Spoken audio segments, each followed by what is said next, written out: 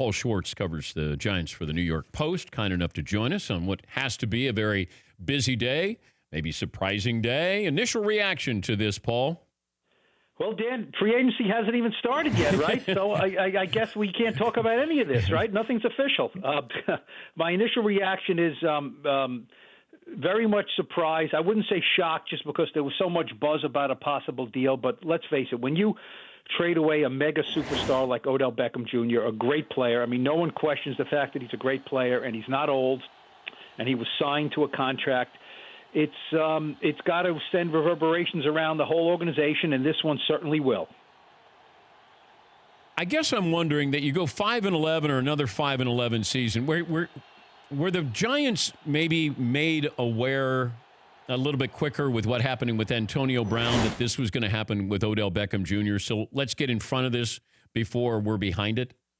Well, there's no question. They looked at what happened with Antonio Brown and saw that the market just completely evaporated for a great receiver, a better receiver in a lot of people's minds than Odell Beckham, although he is a bit older. But I don't think, Dan, this was a case of the Giants saying, we have to trade this guy. Let's put him on the market. Let's see what we can get. I felt all along they would have to be blown away, not shopping him, but fielding calls. They would have to be blown away in a deal for Beckham. And I'm not sure if this actually qualifies as blown away, but a first-round pick, a third-round pick, and a good player, a good young player in safety, Jabril Peppers, is light years better than what the Steelers ended up getting. So in that way, the Giants struck while the iron's hot, but I think this was a case where, fans will have to decide whether this was being actually blown away in the trade. As they move forward, would you rather have the Browns' future or the Giants' future? Well, look, there's no question. The Browns, I think, are the hot it team in football this year. I'm not saying they're the best team, but no, the Browns' future is tremendous. Now, they had a lot of salary cap money. They have a quarterback going into a second year. They have Odell Beckham, who's only 26. They have, just a slew of tremendous talent and an array of defensive and offensive players. I think if you would talk to 30 teams in the NFL, the vast majority of them would say, I'll sign up for that roster the Browns have right now. All right, the strategy for the Giants in the draft is going to be what? Well, they have 12 picks, so the strategy is going to be probably getting rid of some of those picks. I still think, Dan, right now sitting here, the Giants have 2 first-round picks now, this number 6 pick and the 17 pick.